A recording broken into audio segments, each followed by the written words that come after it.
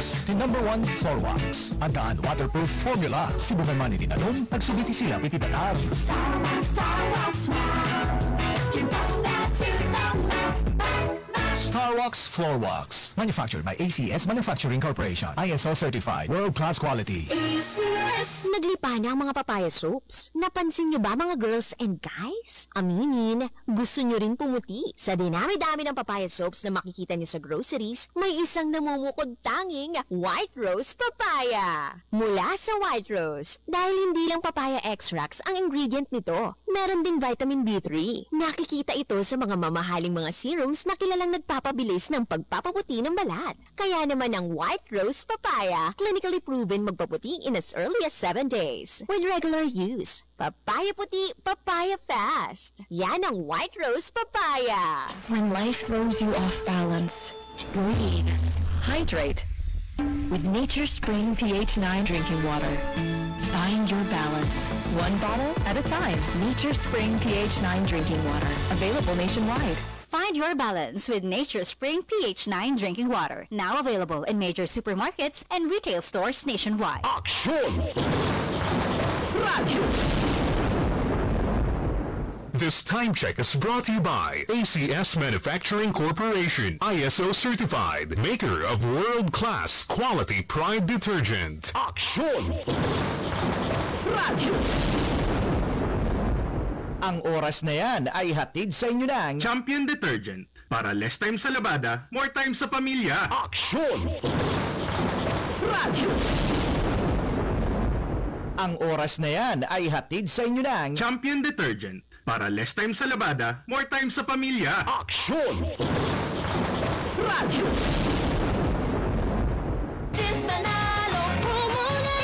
Ilalim ng cap o selyo ng Ginebra products at i-claim ang price sa partner outlets. Runs from March 15 to July 31 per DOH FDA CFR permit number 0017 series of 2025. Drink responsibly. Ginebra, San Miguel, Gin is in. Gin to win. Gin's Tanalo sa One Ginebra Nation. Promo runs from March 15 to July 31, 2025. Per DOH FDA CFR permit number 0017 series of 2025. Drink responsibly. Action! Radyo!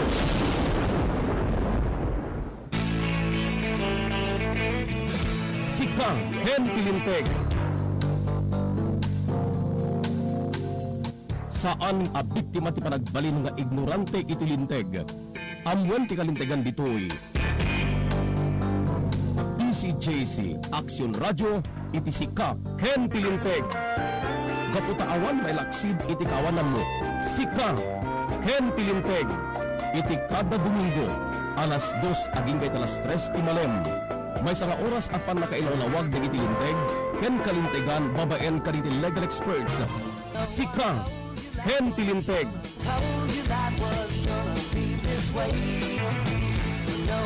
Sumangbay kami po, kariti pagpingan nyo, may daon ti sa balipeparam, nuri programa tiyo, Sika Ken Tilinteg, as usual. Makadkadua tiya po nga may daon kaliti programa, our partner, Attorney El Rene Kidris Castro, mapagsasaritan ta po iti dito yung malim na pagseknam na ti Article 5 right of suffrage gabuta dito po ket in preparation kaya iti mapasungan din yung 2025 midterm elections anya ka diti makunkuna pong suffrage ken anya ka diti nature of suffrage nga makunkuna dito ket intayo mapagsasaritan is this mandatory, is this compulsory at nakadi penalty na iti saan nga makabutos when iti kunapyo mapaay nga mapalagbutos karili mapasungab katang eleksyon ken so sin na dagiti rumbeng mapalagbutos para kanito'y eleksyon 2025 nga pangabotosan dagiti 20 ket una sa 10 ket 2 ka senador local officials from governor, vice governor, Sangguniang Palalwigan members, city, municipal mayors and vice mayors, Sangguniang Palunsod and Sangguniang Bayan members throughout the country. At dami na po ti kandidato pang lokal kaliti na duma probinsya syudad ken ili dito'y probinsya tiyo. But more importantly kaliti nga palang bumotos masapol nga exercise yan tiya po detoy nga kalimtiganteo into yang iti konstitusyon na may basa na po iti Article 5. Under Article 5, Section 1, suffrage may be exercised by all citizens of the Philippines, not otherwise disonan. Okay, ada kanina po ni Abogado El Rene Kedres Castro nga isuti makatagta ko na iti manin na po iti malem na kaste ko na po mapagsasaritam to may panggit ti Article 5 suffrage of the 1987 Constitution. Anya ti makon ko na nga suffrage kariti nga tiyempo ti mapaspasungad ng entay pa nagpipili kariti ka kandidato senador ken ti local officials tayo. Abogado, good afternoon. Yes, hello sir. Good afternoon ken dagiti met aminin nga naayat nga dudungit ka dito. So wait lang sir, tay off ko lang siguro dito yung monitor. Okay, so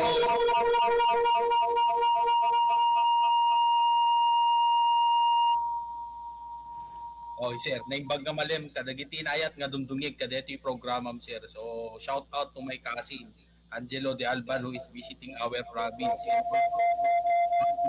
Kalahatin family, Ma'am Encarnacion Gaor na nag-retire na from the provincial government, Ma'am Jonaline Tabada and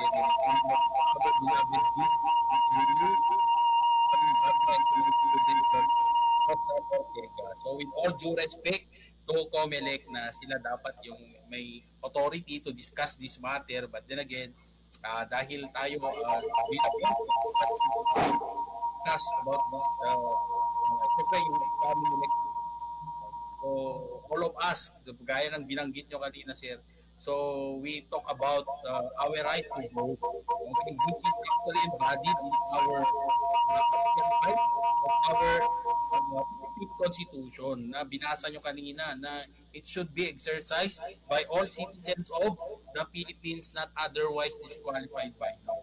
So one of the points dyan would be something dapat ikaw ay 18 years of age and you should have resided of course in the Philippines for at least 1 year or in the place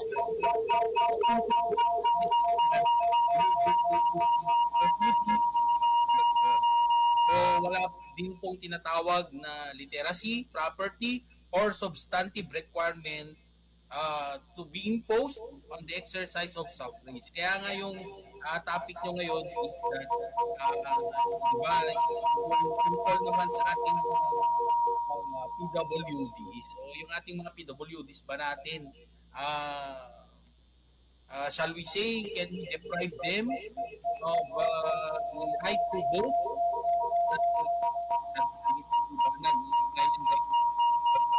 Okay, Abogado, medyo napikso siguro dati monitor tayo sa that napimpintas the representation tayo because there are other related issues nga kahit minto may presentar ito dito basically jay pronouncement from a COMELEC representative ti na isang kat niya assembly meeting ti barangay 25 iti Malim Kalman nga gaya na po for purposes of information kaliti apo nga botantes ti panagbotos tayo kayo mapo manrugi iti oras ti alas 5 ag patinggal 7 iti rabi 5 o'clock early in the morning up to 7 o'clock in the evening. Kaya di 5 a.m. up to 7 a.m.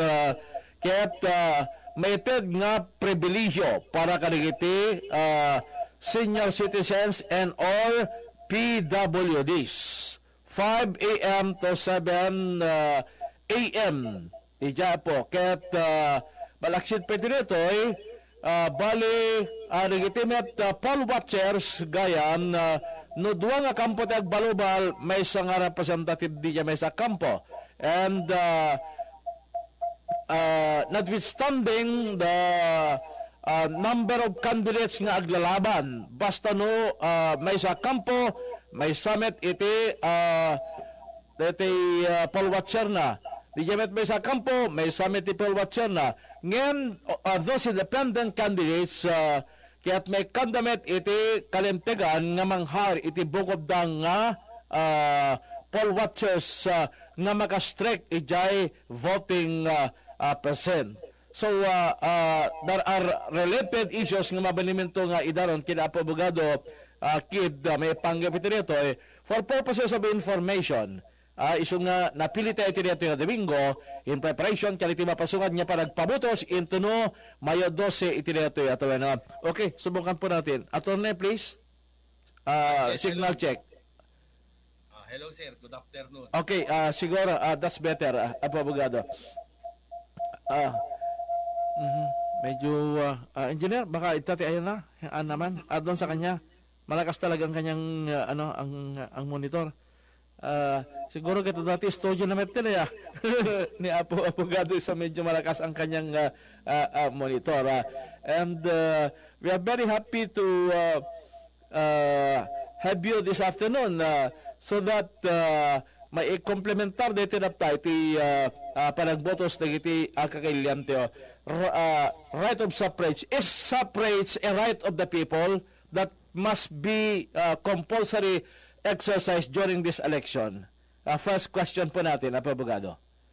Okay, sir. So, before we answer that question, sir, so, hello to Ma'am Josephine Kalahati and family. Uy, apo tayo siya rin. Of course, yes. Kancawag ka rin, nagkikita kami abogado. Apo Mayora.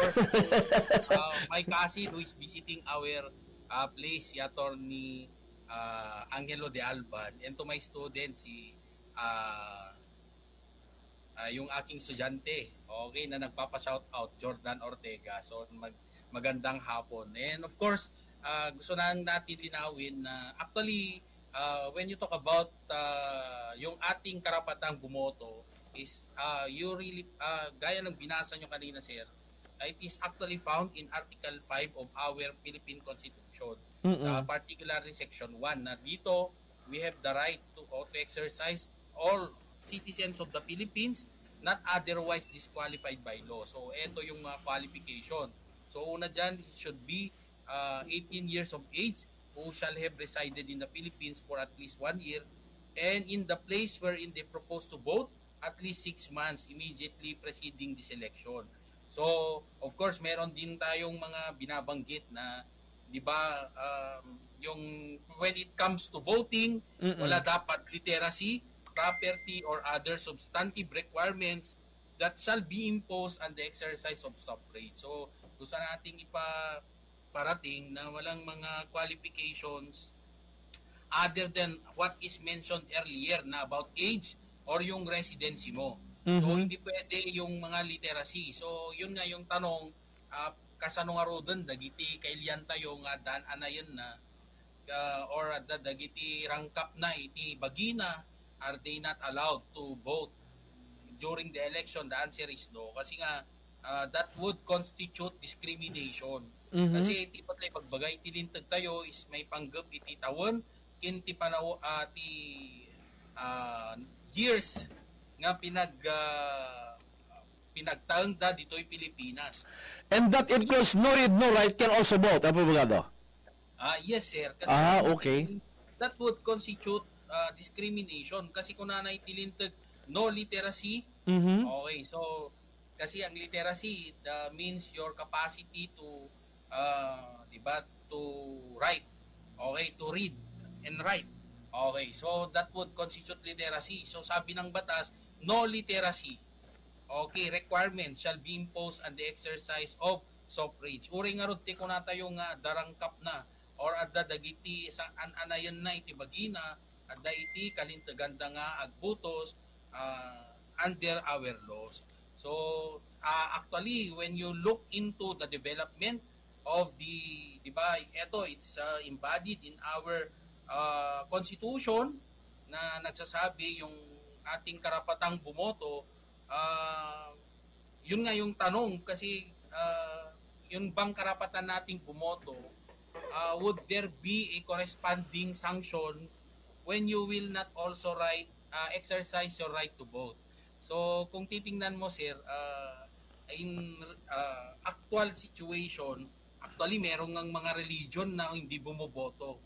Okay, so may mga religion who prohibits their members to vote.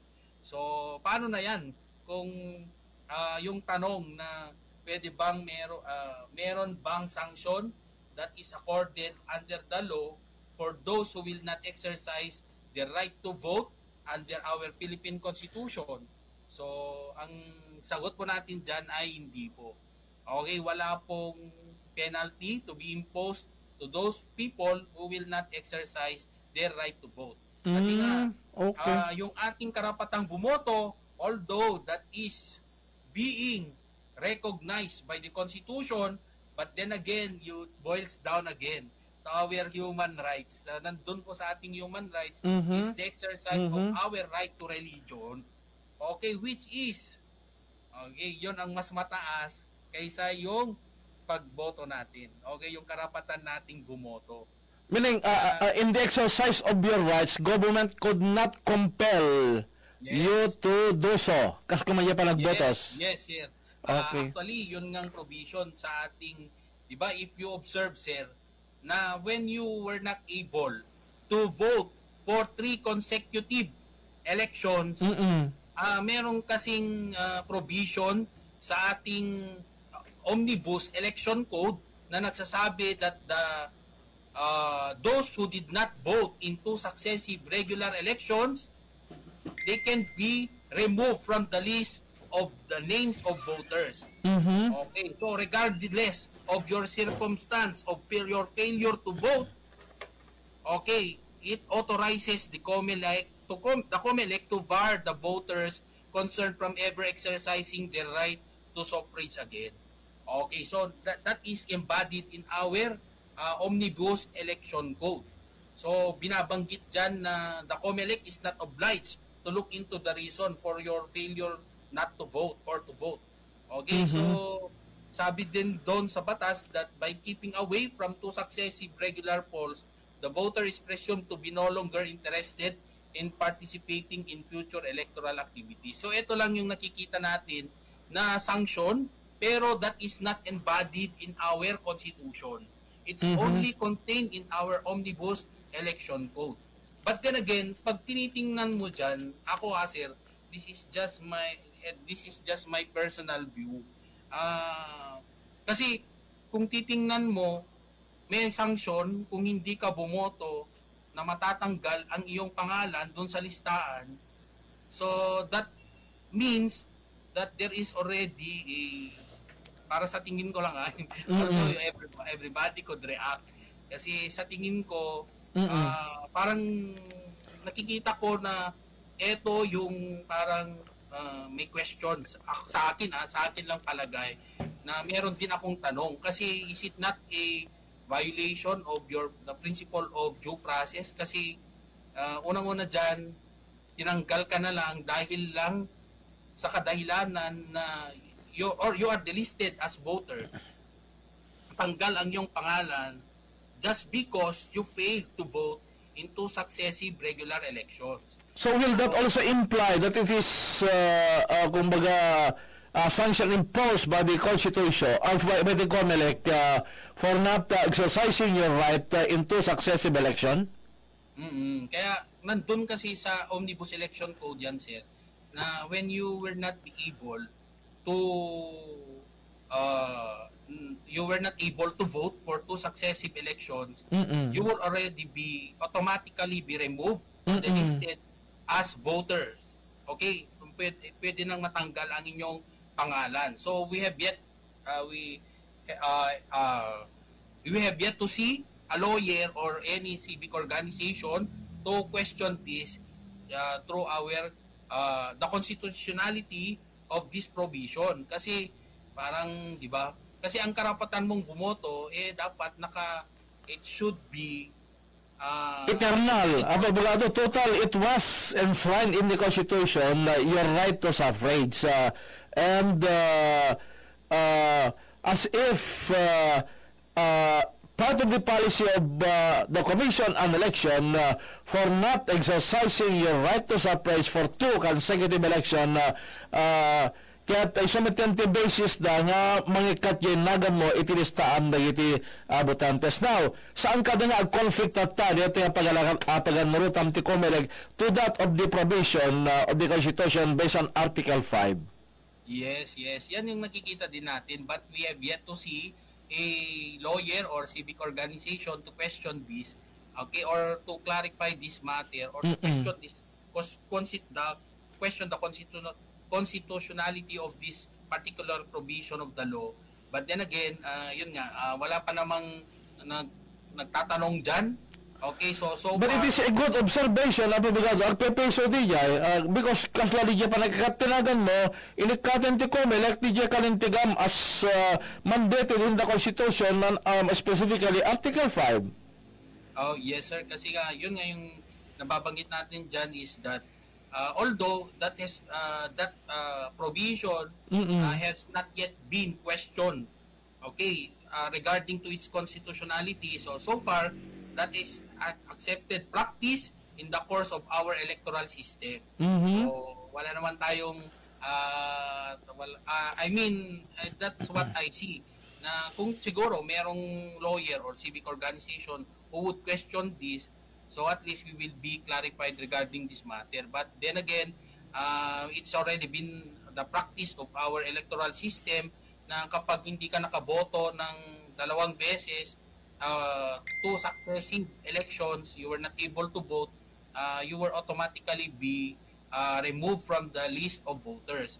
Kaya lang, okay. Sa bagay, abogado, baka this is part of the process of the Commission on Election, ti panang dalos, kaniti listam, dito botantes tangamin, kanito yung tiyempo, at dadamit niya little allegations nga uri na tayong kita, maibotos pero yung tinagan na. Yes, yun siguro yung ano, but then again, on top of that is a procedural issue. So, okay. Pinupuntahan lang natin dito is that para kasing winawala mo na yung karapatan ng isang tao na bumoto. Correct. It's because you failed to vote for 2 successive regular elections. Di ba, it's only a matter of procedure yan. Baka naman merong paraan na hindi ganito na tatanggalin. Yung issue natin is just an assumption. Yung mga nauulit yung mga pangalan na bumoboto pa, patay na. So these are just issues surrounding the election process or the election system. Okay, so that is not aligned into our constitution. So, siguro they just have to improve yung kanilang sistema sa pagtanggal, but not to the extent that you will be delisted as voter, kasi nga karapatan natin yan. Gaya ng nabanggit natin, but if you look forward, sir, okay, regarding the issue on COMELEC, moving forward, actually, nagiging ano na rin ngayon nagiging, ang ating election ay nagiging more inclusive. Okay, so if you try to observe, meron na nga tayong tinatawag, yung ating mga OFW nga, nakakapagboto na sila. Right. Okay, like before na, they still have to go home and vote, but then again ngayon they can vote wherever they are in the world.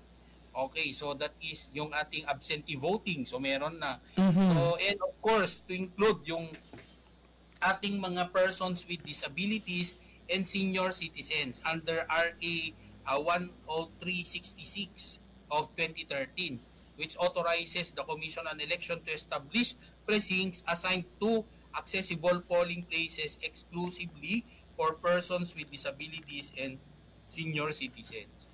Okay, so meron nang binigyan na ng pagkakataon yung ating mga niliwanag na sa ilalim ng batas na to na ang ating mga persons with disabilities and senior citizens, okay, should be given, okay, yung ating tinatawag na polling places that are exclusively for them. Amo, abogado, nakapimpintas dito yung observations tayo. It's good that you pointed this out. So nga, i-refer tayo to the Commission on Election. Kapot, this must be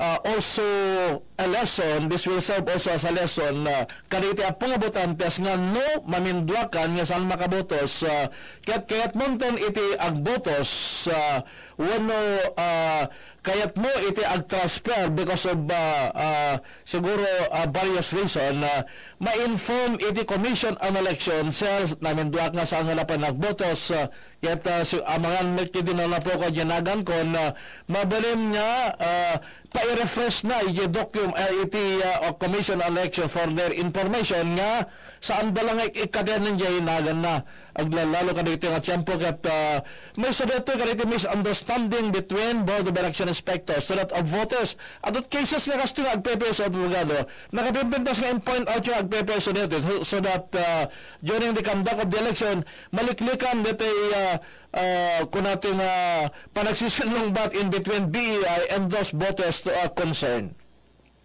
Yes, sir. But then again, take ko na karo dun, sir, nga we have yet to see a decision from the Supreme Court clarifying this matter. Pero wala pa namang lawyer or civic organization who tried to question this, okay, the constitutionality of this particular provision of the Omnibus Election Code. Okay, so for now, we have to rely on the code na binabanggit niya na after 2 successive elections that you were not able to vote, wala ka na doon sa listahan.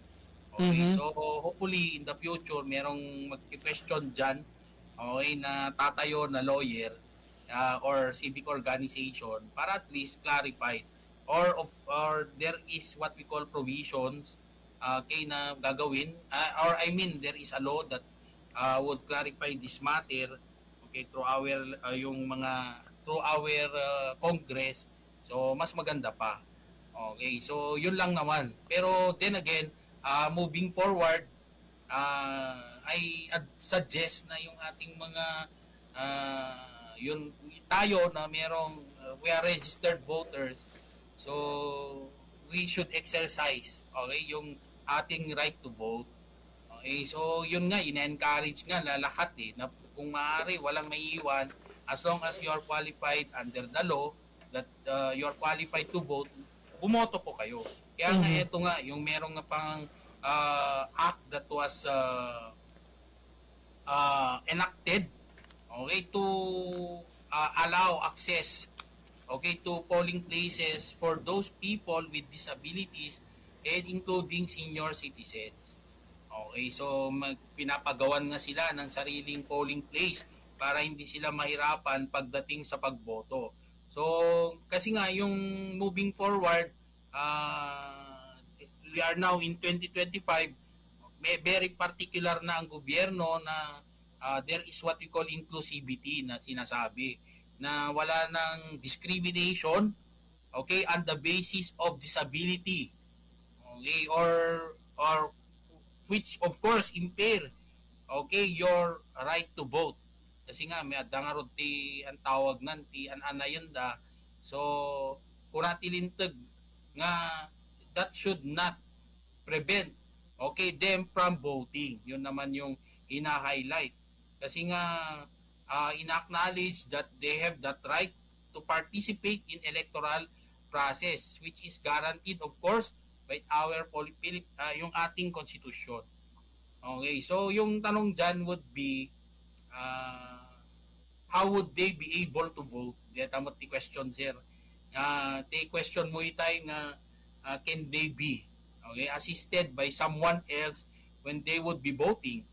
Okay, so actually according to this law, okay, yung ating RA 10366, particularly section 11, so binanggit doon ang assistance in the accomplishment of the ballot of a person with disability or senior citizen who is yung tanong ninyo, paano kung illiterate siya or physically unable to prepare the ballot by himself? Okay, can he be assisted by someone else? The answer is yes. But of course, that should be done only by a relative, by consanguinity or affinity within the 4th civil degree. Okay, or if he has none, for example, by any person of his of her confidence who belongs to the same household, okay, or member of the BEIs, yung ating Board of Canvassers, okay, nandun. Yung mga nag-a-assist sa kanila, so pwede silang ipa-assist doon. Okay, kaya kasi nga ang goal ng batas natin is that wala dapat naiiwan. Okay, wala dapat naiiwan pagdating sa botohan. It should be accessible to all, include most particularly yung ating mga giving emphasis sa ating mga kasama sa lipunan na walang kakayanan na makapunta doon, gaya ng mga tao na with disabilities and senior citizens. Okay, so yun naman yung binabanggit sa batas. So ngayon, that person with disability or senior citizen. And what is more important siguro kanito right that is guaranteed by the Constitution, we must exercise it to be called a responsible citizen of the Republic of the Philippines. Porque ang mo tayo nga iti boses wala ti bileg nga may kawes kaliti pisyal tayo datayo iti pagudbugan na. So aramatan tayo ro dito nga boses tayo babayan iti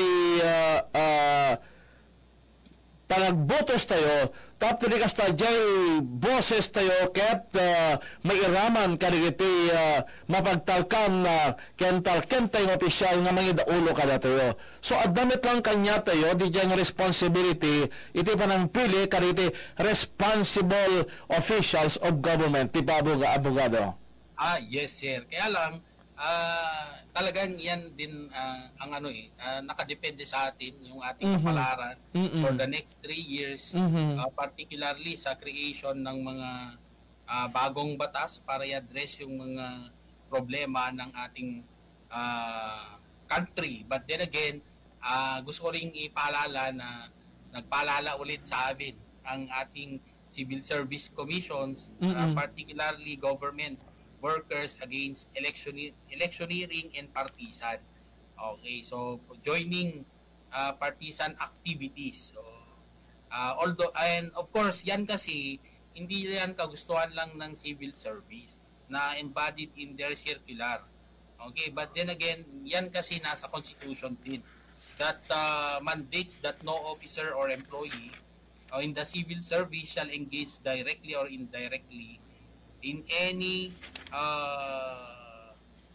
act that promotes election or defeat of a particular candidate or party to a public office or candidate to be nominated at the forthcoming election.